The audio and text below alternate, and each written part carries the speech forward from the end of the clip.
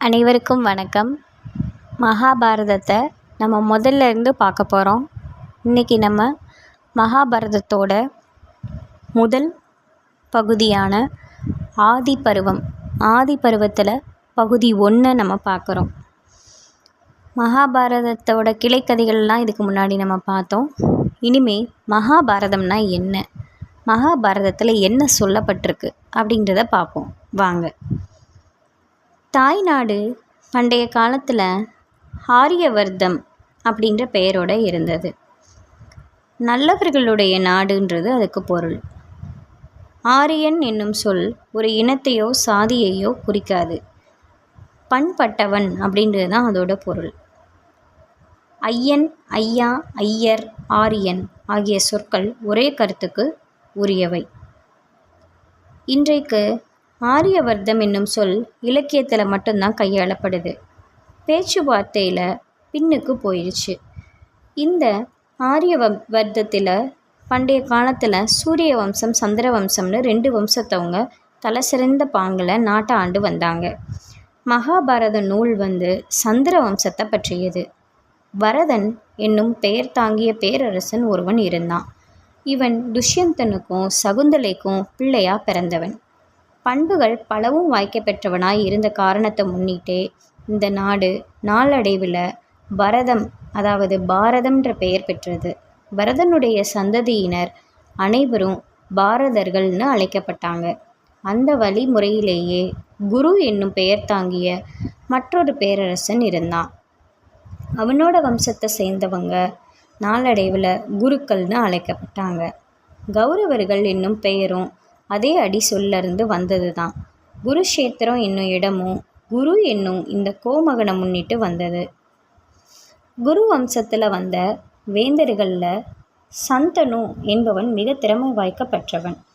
தன்னோட முற்பிறப்பிலே இவன் சூரிய வம்சத்தை சேர்ந்த இஷவாகு வம்சத்திற்குரியவனாய் இருந்தான். அதே வம்சத்தில் தான் ஸ்ரீராமனும் பிறப்பெடுத்து இருந்தான். சந்தனு தனது பழைய பிறவியிலேயே அவனுக்கு பெயர் மகாபிஷன்னு பேர்.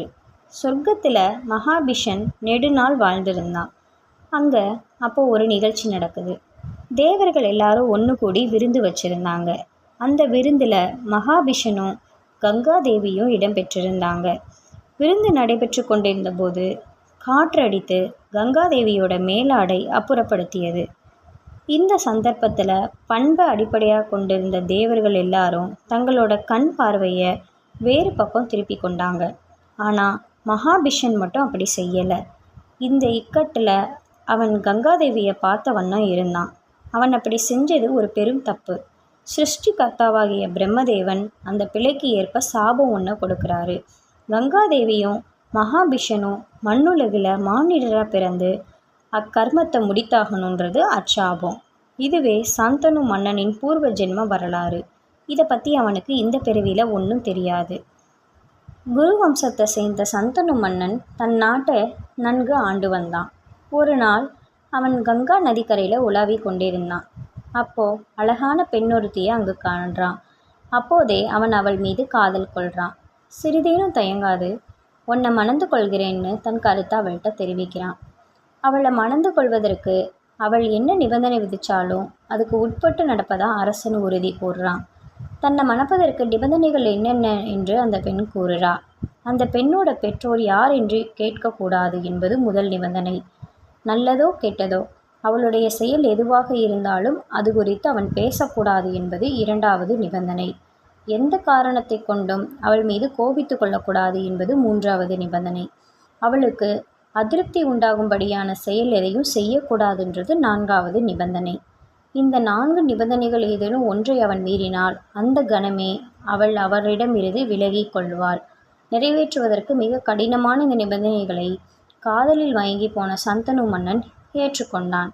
அவர்கள் இவ்விருவரும் மணந்து கொண்டு இன்புற்று வாழ்ந்து வந்தார்கள். இதுதான் இந்த ஆதி பருவத்தோட முதல் பகுதி.